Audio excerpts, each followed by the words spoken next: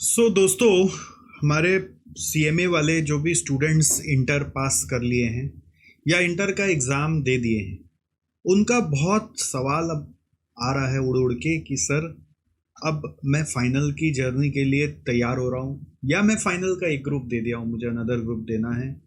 तो मुझे अब प्रैक्टिकल ट्रेनिंग कहाँ से करना है, कैसे करना है, प्लीज़ उसके लिए गाइड करें। तो मैं जितना यथासंभव हो सक रहा है व्हाट्सएप में रिप्लाई कर रहा हूँ, बट मुझे मालूम है कि मैं आपको पूरी तरीके से हेल्प नहीं कर पा रहा हूँ। बट अब मैं सोचा कि चलो कुछ ऐसा आपके सामने लाया जाए जिससे कि आपको सारा गाइडेंस मिल जाए और आप अपने एक कैलिबर के हिसाब से थोड़ा सा आगे बढ़ पाएँ। तो दोस्तों, what is CMA practical training? तो प्रैक्टिकल ट्रेनिंग क्यों डाला जाता है? वो इसलिए डाला जाता है कि आप जो थियोरिटिकली पढ़ रहे हो उसको प्रैक्टिकली अप्लाई कर सकते हो। ठीक है। इंस्टीट्यूट ने क्या क्या एरिया स्पेसिफाई किया प्रैक्टिकल ट्रेनिंग के लिए?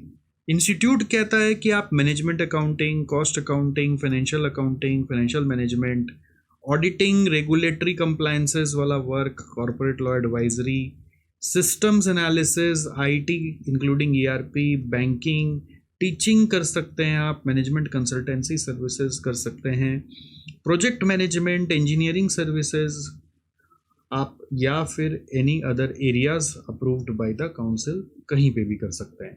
तो इतना सारा जो लिखा हुआ है, इट लिटरली मीन्स कहीं पे भी कर सकते हैं। ठीक है, किसी भी एरिया में कर सकते हैं, मतलब ऐसा चक्कर है। और मैं आपको क्या बताऊं, ये हमारे लिए ब्लेसिंग है कि कर्स है, ये आपको खुद समझना है। आज से 2 साल पहले तक मैं स्टूडेंट्स को बोलता था सीएमए में एक ब्लेसिंग है कि ट्रेनिंग कहीं से भी कर सकते हैं, तो इस बहाने पढ़ाई आगे बढ़ जाती है। आज से 2 साल पहले तक मैं ऐसा बोलता था।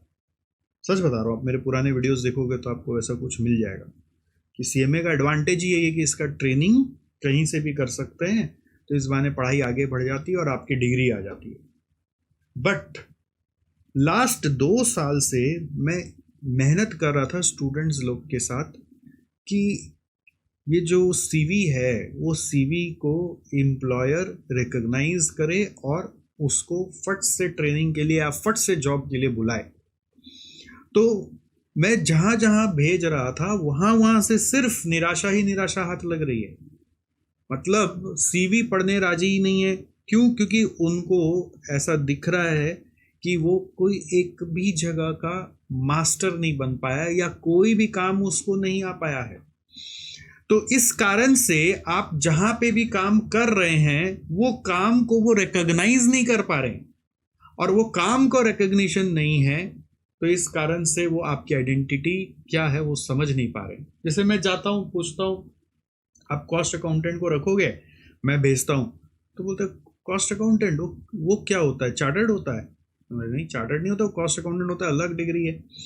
तो इसका क्या खूबी है, ऐसा क्या पढ़ता है? वो कॉस्टिंग का माहिर होता है। अच्छा, तो मैं अपने यहाँ पे बुलाऊंगा तो वो कॉस्टिंग कर देगा? मैं बोला नहीं, वो तो कॉस्टिंग कर नहीं पाएगा, कॉस्टिंग कर नहीं पाएगा क्योंकि उसको थ्योरेटिकल नॉलेज है, प्रैक्टिकल नॉलेज नहीं है। और प्रैक्टिकल नहीं है तो फिर कौन सिखाएगा? फिर नहीं हो सकता है। समझ में आ रहा है चैलेंज?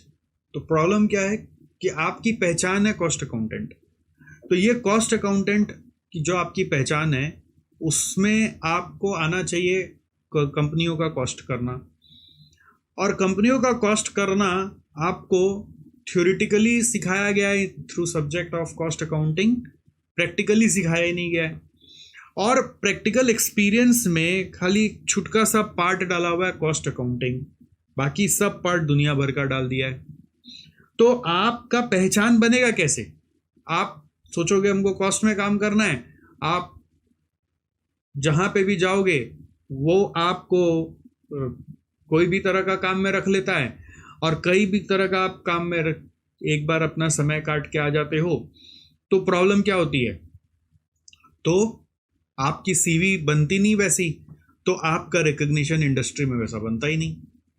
तो प्रॉब्लम क्या है कि आपका जो प्रैक्टिकल ट्रेनिंग का एरियाज है ना, वो बहुत ज़्यादा ही वाइड किया हुआ है, इधर से पूरा इधर तक फैला फैला के छोड़ दिया गया है कि कहीं पे भी कर लो। अब ये कहीं पे भी कर लो, इस कारण से स्टूडेंट कहीं पे भी करता है कुछ भी, बट उसको फिर आगे जाकर जॉब में दिक्कत आ जाता है। तो मैंने ये देखा कि सीए स्टैंड आउट क्यों कर रहे हैं मार्केट में एज कंपेयर टू सीएमए, क्योंकि सीएस का हैंड्स ऑन ट्रेनिंग हुआ है इन specified areas of audit, GST and income tax. तो कोई भी एक सीए अगर मार्केट में आता है जॉब लेने के लिए या इंटर्नशिप लेने के लिए, तो उसके इंडस्ट्री के दिमाग में परसेप्शन बना हुआ कि उसको ये आता होगा इन जनरल। उसके बियॉन्ड उसका कुछ और स्पेशलिटी है तो अलग बात है, बट ये उससे एक्सपेक्ट किया जा सकता है। सीए की दुनिया में चक्कर क्या है कि प्रैक्टिशनर्स के नंबर्स बहुत ज़्यादा है, तो एक एक जन के पास फिर हायरिंग का कैपेसिटी है।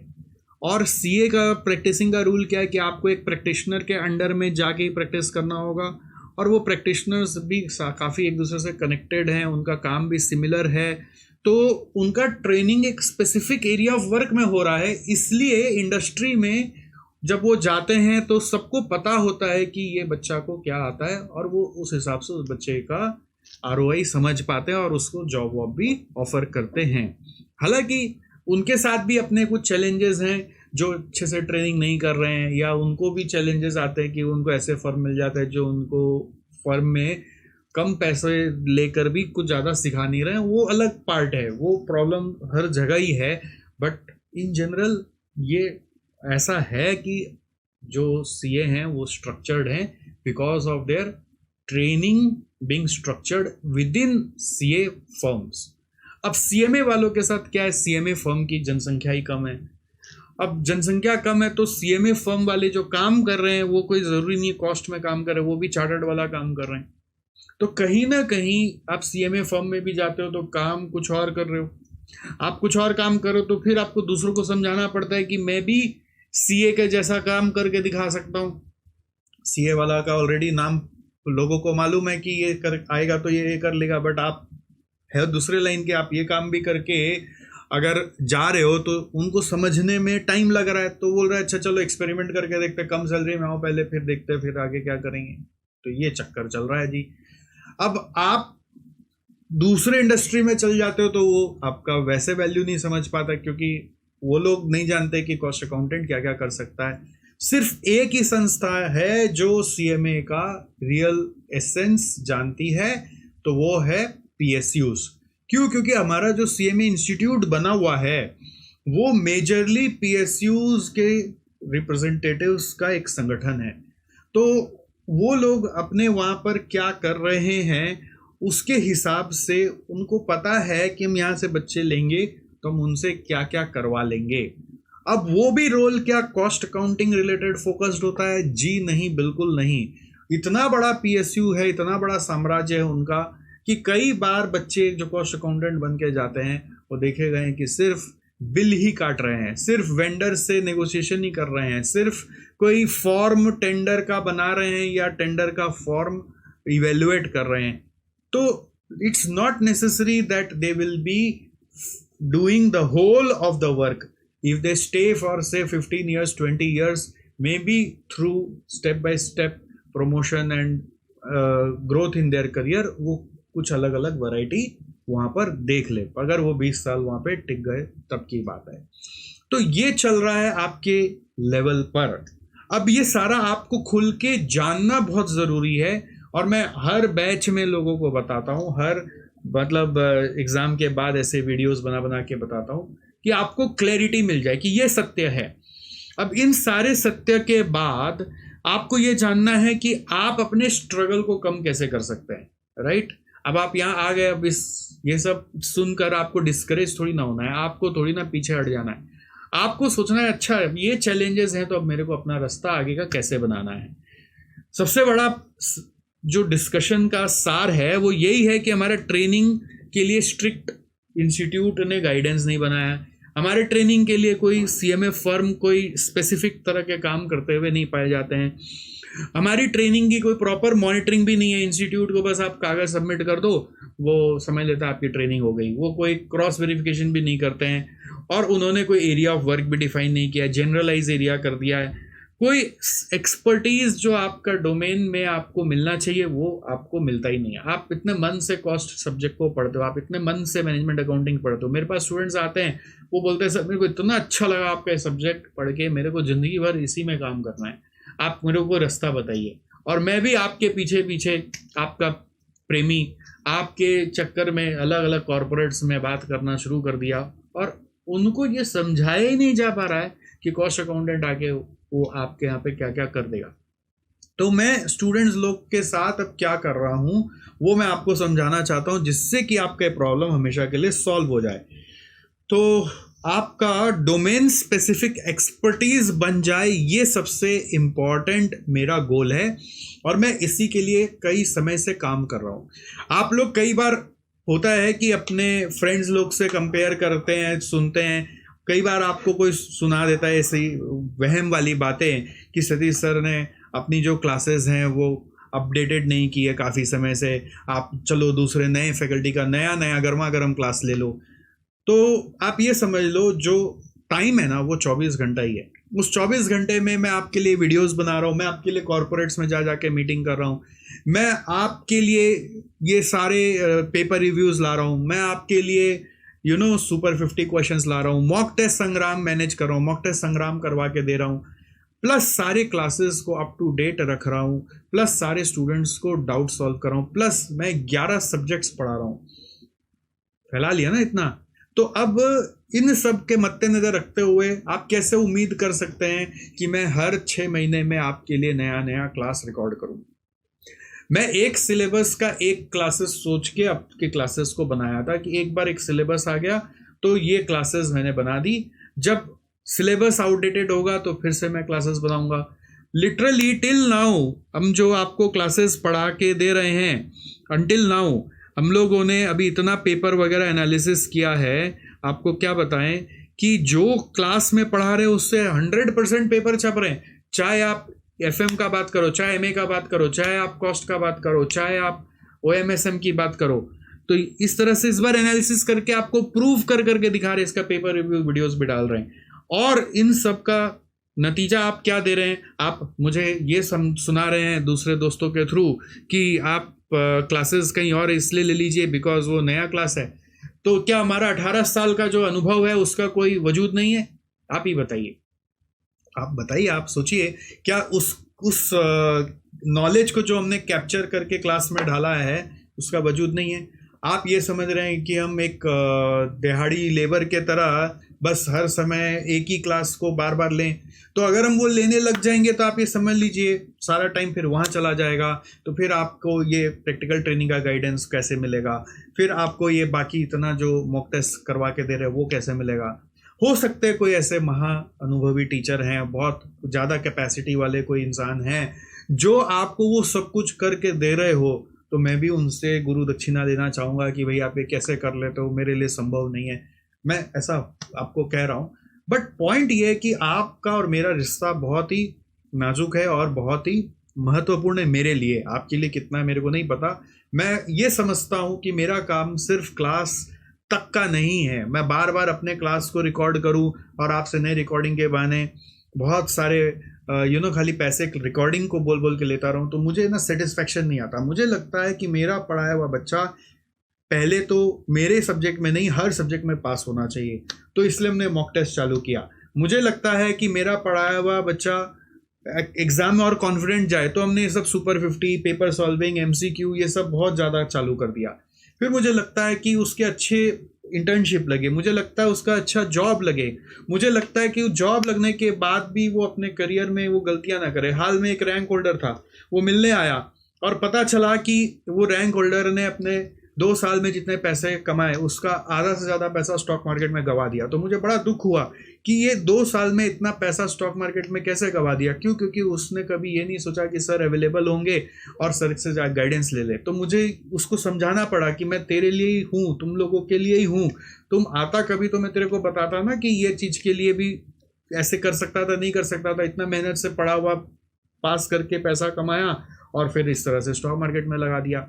तो इस चीज़ को रोकने का मैं प्रयास करता हूँ। ये सब में भी बेटा समय जाता है और मैं ये नहीं कर रहा हूँ कि मेरी क्लासेस कोई ख़राब है, मैं ये बोल रहा हूँ मैं जो पढ़ाया हूँ इतना ठोस रिसर्च करके पढ़ाया हूँ कि आपका सिलेबस कॉन्सेप्ट सब उस क्लासेस में कवर्ड है।